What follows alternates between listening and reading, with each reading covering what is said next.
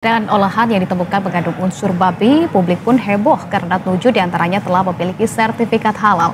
Namun pemirsa, temuan ini merupakan hasil kerjasama antara Badan Penyelenggara Jaminan Produk Halal atau BPJPH dengan Badan Pengawas Obat dan Makanan atau BPOM. Nah, melalui uji sampel acak dari salah satu produsen, pemirsa ini menyatakan bahwa produk mereka sebelumnya telah lulus uji kehalalan.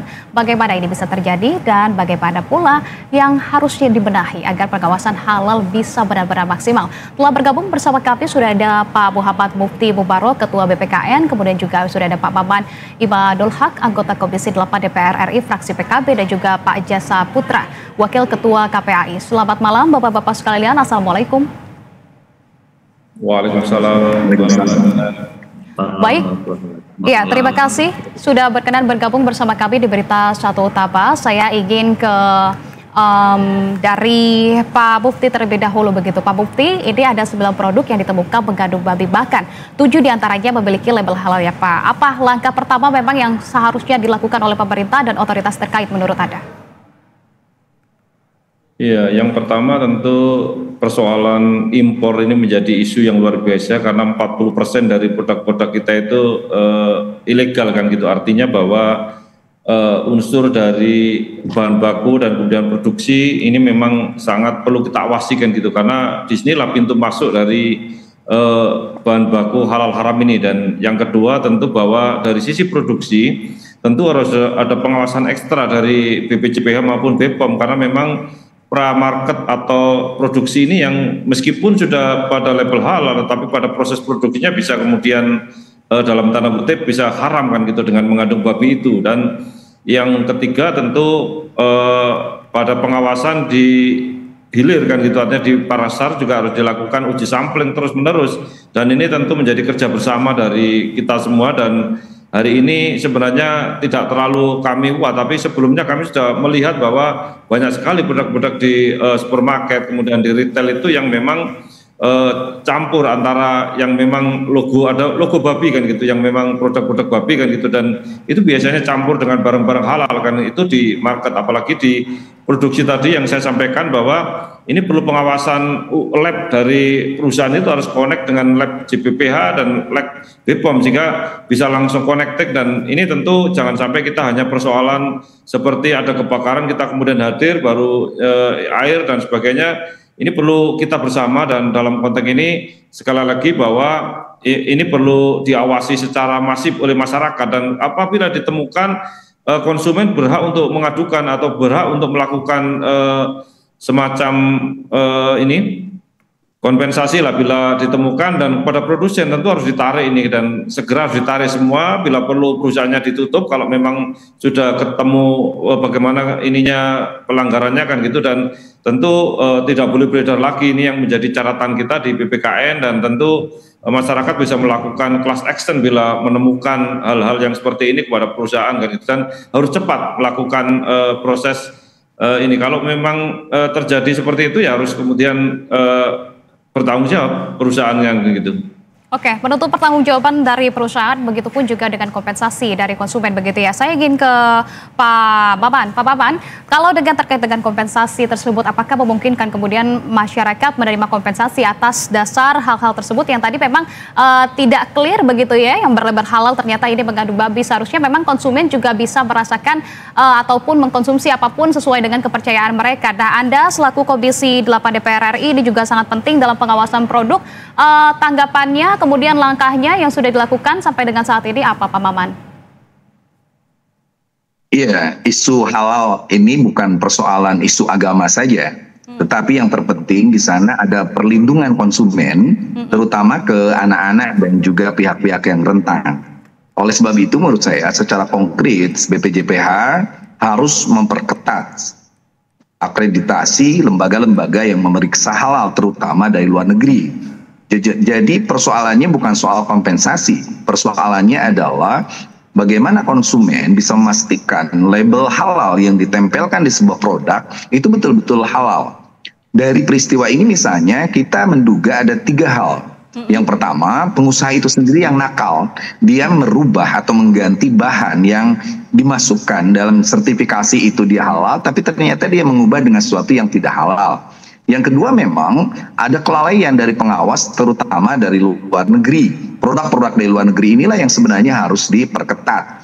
Dan yang ketiga, mungkin saja perusahaan tidak bersalah, tetapi ada pemasok bahan ke perusahaan itulah yang membuat ternyata bahan-bahan itu mengandung hal yang tidak sesuai dengan apa yang disebut dengan sertifikasi halal. Oleh sebab itu, ini harus tegas dari mulai sertifikasi lembaga-lembaga yang memeriksa halal, terus juga laboratorium yang dipakai, termasuk juga waktu dulu sebelum kita memiliki BPJPH, saya orang yang paling keras mengatakan bahwa ada orang yang main-main. Di proses pertama dia dapat sertifikat halal, di proses tahun keduanya tidak dicek lagi, yang penting dia sudah bayar. Seperti itu. Nah, jangan sampai terjadi konsumen dirugikan hanya karena ada orang yang main-main soal sertifikasi halal ini. Jangan sampai dari 9 produk itu ternyata ada yang sudah label halal, tapi ternyata di dalamnya mengandung hal sesuatu yang tidak halal, itu tentu sangat merugikan dari konsumen itu sendiri, terutama anak-anak. Itu Mbak. Oke, baik. Saya ingin ke Pak Jasra. Pak Jasra, tapi kalau Anda melihat terkait dengan kasus ini, begitu, KPAI memandang dampak terhadap kasus ini terhadap perlindungan anak, begitu ya, terutama terkait dengan hak atas makanan yang anak-anak terima, makanan yang anak-anak makan, begitu, dan juga sesuai dengan keyakinannya seperti yang disampaikan oleh Pak Maman. Ini bukan hanya berdasarkan keyakinan, akan tetapi keamanan dan juga bagaimana mereka memang layak begitu mendapatkan makanan yang sesuai dengan apa label yang tertera di sana. Anda melihatnya seperti apa? Ya, pertama kita melihat bahwa dari sisi regulasi Undang-Undang Kesehatan yang baru, misalnya Undang-Undang 17 tahun 2023 itu menjelaskan, memastikan bagaimana semua pangan ya aman, ya, kemudian sehat, dan bahkan harus mencantumkan label halal gitu, dan termasuk juga undang-undang lain. Dan kita tentu prihatin ya, di mana salah satu sumber kehidupan anak adalah pangan ya, tapi justru membuat beberapa hari ini ya, dalam minggu ini setidaknya anak-anak kita terkaget-kaget gitu ya, para ibu dan orang tua terkaget-kaget, yang dimana produk ini adalah produk yang sangat dekat, dikenal, dan murah ya, dan sering dibeli oleh anak-anak kita gitu ya. Dan saya semalam sempat melihat 3 gerai ya, apakah produk ini masih ada gitu ya. Memang merek yang tersebut tidak ada, tapi perusahaan yang sama dengan merek yang lain itu masih beredar gitu ya. Nah, tentu ini saya berharap ini juga dicek gitu ya, karena perusahaannya sama, kemudian negara impornya juga sama gitu ya. Karena kalau kita lihat 7 atau 9 produk ini kan yang sampling saja gitu ya. Bagaimana produk-produk lain yang sejenis gitu ya. Nah, yang ketiga, ini adalah kali kedua di mana anak-anak kita mengalami korban terkait layanan konsumen atau obat yang sangat masif gitu ya. Pertama terkait obat sirup, ratusan anak-anak kita meninggal. Sama, izin BPOM-nya ada gitu ya. Tapi ketika izin BPOM itu keluar, lalu ada zat yang membahayakan dengan anak-anak kita. Kali yang kedua ini juga sama gitu ya, cukup masif gitu ya. Nah, oleh sebab itu kami di Komisi Pelindungan Indonesia meminta kira-kira kalau memang ada dugaan kelalaian itu ada di mana gitu ya. Dan ini tentu undang-undang kita sudah tersedia gitu, ada ancaman pidana dan sanksinya. Kami tentu berharap pihak kepolisian untuk bisa bergerak juga gitu ya. Karena tadi saya setuju dengan apa yang disampaikan oleh Kiai Maman, ini bukan soal label halal, tapi bagaimana memastikan produk tersebut aman dan nyaman dan tidak ada tipu daya ya, di produk ini. Apalagi ini kan anak ya, yang dimana dia sangat mudah dipengaruhi, sangat mudah diiming-imingi gitu ya. Apalagi produk ini juga di endorse oleh tokoh-tokoh publik gitu ya. Dan oleh sebab itu kami meminta agar ada kejelasan dari penyelesaian dari kasus ini gitu. Baik, tentunya pengetatan terhadap pengawasan ini juga perlu ditekankan begitu ya Bapak-bapak sekalian. Sebelum kita melanjutkan dialog, saya ingin mengajak Bapak-bapak sekalian dan juga pemirsa di rumah untuk mengetahui sebetulnya seperti apa tanggapan dari masyarakat juga terkait dengan produk berlabel halal yang mengandung babi ditemukan di sejumlah daerah. Seperti apa tanggapannya dari masyarakat? Sudah ada reporter Berita 1, Bella Evangelista dan juga juru kamera Hidayat Syarif yang akan menanyakan langsung kepada warga. Bella, selamat malam. Ya, Bella silakan dengan laporan Anda. Apa tanggapan dari masyarakat terkait dengan permasalahan ini, Bella? Ya, terkait dengan tanggapan masyarakat ya Ica, tentunya masyarakat khususnya orang tua yang beragama muslim ini gemas dan kecewa sekali dengan adanya temuan ini. Mengingat memang seperti kita bersama-sama, ternyata 9 dari produk makanan anak-anak dan 7 diantaranya itu berlabel halal seperti itu. Tapi ternyata setelah dicek ini masih mengandung babi seperti itu Ica. Untuk itu bersama dengan saya untuk mendengarkan langsung pendapat dan juga tentunya keluhan seperti itu ya dari para masyarakat. Sudah bergabung bersama dengan saya pada hari ini, namanya siapa Mbak? Kalisya. Mbaknya siapa? Pasya. Oke, ini Mbak tentu sudah mengikuti ya mungkin di media sosial dan juga pemberitaan bahwa ternyata ada 9 snack atau cemilan anak yang mana 7 diantara itu sudah mendapatkan label halal tapi ternyata ini masih mengandung babi. Mbaknya berdua memandangnya seperti apa atau melihatnya seperti apa? Kalau aku sih sangat sayang sekali ya, bagi kan itu makanan buat anak-anak. Kayak misalnya kayak makanan cemilan itu kan pasti anak-anak kayak kalau di supermarket main comot-comot kan kita kan nggak tahu. Apalagi kalau udah ada label halalnya kan kayak masyarakat tuh harus percaya sama apa lagi kalau bukan dari label halal itu tersebut. Padahal kalau dari komposisinya pun pasti juga kita kan nggak tahu ya itu halal atau enggak. Cuman kalau kita lebih percaya label halal kayaknya kayak lebih dapat menyimpulkan, dan kalau label halalnya itu sendiri aja udah terbukti ada masalah, kita harus percaya apa gitu.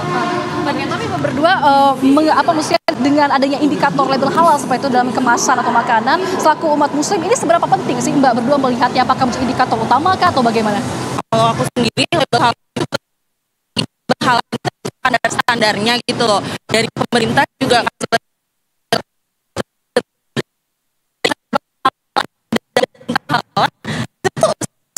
terasa terbohongi masalah gitu loh. Untuk masyarakat sendiri harus lebih aware kan komposisinya gitu loh. Terima kasih Mbak berdua untuk keluhan dan juga insight. Ya baik, tadi kita sudah dengarkan juga pemirsa bagaimana tanggapan dari masyarakat. Tadi juga mereka juga sepertinya menaruh rasa ketidakpercayaan begitu ya. Bagaimana mereka harus percaya ketika memang di sana sudah bertuliskan label halal begitu, kondimen-kondimen ataupun ingredient-ingredient yang berada pada makanan tersebut akan tetapi tidak bisa dipercaya. Coba saya ingin ke Bang Mufti. Bang Mufti, kalau mendengar dari tanggapan masyarakat tadi ya, kita sudah dengarkan sedikit, namun memang sempat terkendala jaringan begitu yang tidak begitu bagus begitu sehingga kita mendengarkannya tidak dengan jelas. Nah, menurut pandangan Anda seperti apa? Bagaimana kemudian hal ini masih bisa terjadi begitu ya, ketidaksesuaian antara label non halal dan juga kandungan di dalamnya? Mengapa hal ini bisa terjadi? Karena ini sangat merugikan masyarakat juga yang mereka seharusnya mendapatkan makanan sesuai dengan label yang ada pada makanan tersebut, Pak Mufti.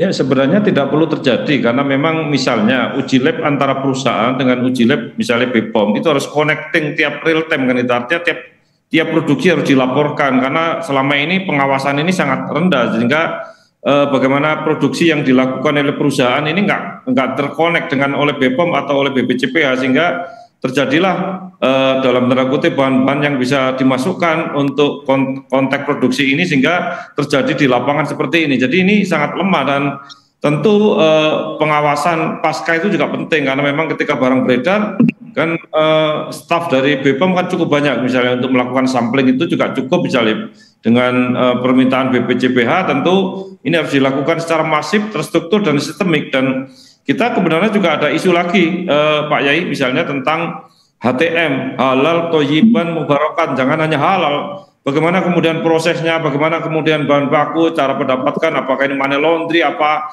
perusahaan asing dan sebagainya, itu harus menjadi bagian juga yang saya kira nanti Komisi 8, Pak Yai barangkali juga menjadi inisiasi label HTM ini. Jadi ketika kita melakukan cek, itu juga yakin kan gitu, karena kalau hanya label halal sekedar ditempel, isinya tentu berbeda masyarakat, tapi masyarakat memang sudah percaya, tetapi barangkali nanti kami menginisiasi juga bagaimana kemudian kita menciptakan konsumen-konsumen halal ini cerdas kan gitu dengan membawa rapid test menguji Mas Milo misalnya bagaimana supaya kita secara masyarakat atau konsumen itu bisa melakukan defensif, artinya kan tadi sudah ada labelnya, tetapi ketika konsumen atau masyarakat bisa melakukan detektor seperti itu, tentu itu belum menarik. Jadi ada tiga brigade atau proteksi kan gitu. Pertama dari produksi harus dilaporkan tiap real time, tiap hari kalau produksi. Yang kedua yaitu tadi bahwa secara berkala otoritas BPOM dan BPCPH tentu bisa melakukan pengawasan ekstra, dan yang ketiga konsumen sendiri, karena lagi-lagi dengan konsumen berdaya sesungguhnya bisa menyelesaikan persoalan, karena kalau mengetahui dan bisa melaporkan dan seterusnya itu juga menjadi bagian dari kontrol, dan ini harus direspon cepat oleh perusahaan. Kalau perusahaan mau jualan tentu harus sesuai dengan, kalau tidak sesuai maka hukum akan bicara kan gitu, artinya ya harus ditutup perusahaan ini kalau memang melakukan pelanggaran seperti ini, bahwa dua lembaga sudah menyatakan ya memang harus ditutup kan gitu perusahaan ini. Apapun produk yang lain ya tentu kalau urusan halal haram ini tentu urusannya adalah tidak bisa kemudian satu produk yang haram halal ini kemudian saya kira sama-sama nanti menjadi bagian, karena proses produksinya di satu produksi yang sama kan gitu, ibarat masak dan masaknya bersama itu Mbak Nisa. Oke, baik. Apakah kemudian terakhir Pak Mufti, ini BPKN juga melihat bahwa adanya identifikasi potensi hilangnya kepercayaan masyarakat begitu, lantas apa pesan dari BPKN untuk para produsen, para pelaku industri begitu, agar tidak hanya mematuhi regulasi tapi juga benar-benar menghormati asas kepercayaan konsumen begitu? Ya, kepatuhan dari pelaku usaha ini tentu penting, karena memang memberikan produk yang sesuai dengan spek itu kan penting, karena di sini halal tapi kemudian isinya tidak halal, tentu ini pelanggaran berat kan gitu, dan tentu ini kerja bersama, kita nggak bisa kemudian hanya BPOM, BPCPH, tentu lembaga-lembaga negara dan konsumen sendiri harus melakukan kontrol. Maka kami kepengin melakukan bagaimana toko-toko itu ada rapid test kan gitu, seperti kemarin pertama kita lakukan seperti itu, dan hari ini sebenarnya juga konsumen bisa melakukan rapid kan gitu, artinya ketika ngetes bagaimana produk-produk yang makanan anak-anak ini bisa dilakukan di tempat juga, dan kita ya harus seperti itu, karena ini soal halal dan soal haram tentu menjadi penting karena ini syariat kan gitu, jadi tidak bisa kita main-main. Maka kita harus tegas, tadi saya setuju dengan Pak Yai dan kemudian Mas Putra tentu bahwa ketegasan kita penting. Ketika menemukan seperti ini ya kita harus bergerak bersama-sama, artinya tidak boleh ada ruang longgar untuk para produsen untuk melakukan seperti ini, dan harus keras kan gitu, seperti kasus-kasus yang lain itu Mbak Nisa. Oke, baik. Pak Maman, bisa dilakukan rapid di tempat kalau menurut Pak Mufti begitu, apakah itu memungkinkan? Kalau dari DPR RI sendiri penguatan terhadap pengawasannya nanti seperti apa, koordinasi bersama dengan pihak-pihak terkait? Singkat saja, silahkan. Ya, saya sangat setuju apa yang dikatakan Mas Mufti tadi. Satu, bahwa satu persoalan termasuk isu tentang halal ini tidak boleh reaktif, tapi harus proaktif. Nah, proaktif inilah sebenarnya yang mengharuskan adanya koordinasi antar lembaga, baik BPJPH, BPOM, dan juga kementerian lembaga terkait. Ini penting. Termasuk juga audit itu perlu terus-menerus dilakukan, sehingga tidak hanya bersifat sekedar administratif, tapi harus betul-betul ada edukatif dan juga ada pengawasan yang kuat. Kita mengacu kepada Undang-Undang Nomor 33 Nomor 22 Tahun 2014 misalnya. Nah, itu harus betul-betul, sehingga pengusaha punya kepercayaan, punya kewajiban, ketundukan bahwa Anda akan rugi kalau tidak melaksanakan ini. Nah, yang ketiga, saya minta KPAI untuk mendesak adanya khusus Satgas pengawasan untuk produk-produk makanan yang halal ini, terutama untuk yang anak-anak, Mas Jastra. Itu perlu didesakkan, karena bagaimanapun dan dari sisi pengaruh, sesuatu barang yang tidak halal, tidak thayyib, tidak mubarak kata Mas Mufti tadi, itu akan berpengaruh pada perkembangan anak, dan ini membahayakan ke depan, bukan soal makanan tetapi soal masa depan bangsa dan negara. Dan yang terpenting, ini catatan saya dari apa yang dikatakan Mas Mufti tadi sangat tepat, bahwa perlu ada literasi soal halal di tengah masyarakat, dan juga mendorong edukasi halal di sekolah, pesantren, masyarakat umum. Saya rasa pikiran-pikiran yang dilakukan, yang dikatakan Mas Mufti tadi menjadi bagian penting dari semua. BPJH bukan hanya sekedar datang ke pasar lalu menyatakan ini produk ini sebaiknya, setelah itu dia berhenti. Lebih dari itu harus ada tindak lanjut dari temuan-temuan ini. Begitu Mbak. Oke, baik. Terakhir Mas Jasra, silahkan ditanggapi agar anak-anak tidak menjadi korban dari kelalaian ini. Ya, kami sampai hari ini tetap membuka layanan aduan terkait apakah produk ini masih beredar di lapangan. Tentu kami imbau kepada orang tua dunia pendidikan karena per hari kemarin di salah satu kantin sekolah masih ditemukan gitu ya. Dan yang kedua tentu kami KPAI siap bersinergi dengan kementerian dan lembaga dan dunia usaha tentu punya tanggung jawab terkait pemenuhan dan pelindungan anak sehingga pangan atau jajan anak ini betul-betul aman. Kemudian hal yang terpenting juga bagaimana memastikan komposisi gizi seimbangnya. Karena negara ini kan menginginkan soal generasi emas, jangan sampai minyak, garam, gula berlebih ini akan obesitas dan menimbulkan penyakit-penyakit yang tentu akan merugikan anak itu sendiri dan bangsa ini gitu Pak. Oke baik, terima kasih Bapak-Bapak sekalian atas diskusi yang sangat menarik untuk malam hari ini. Pak Jasra, Pak Mufti dan juga Pak Papan, selamat malam, salam sehat selalu. Assalamualaikum. Waalaikumsalam. Waalaikumsalam.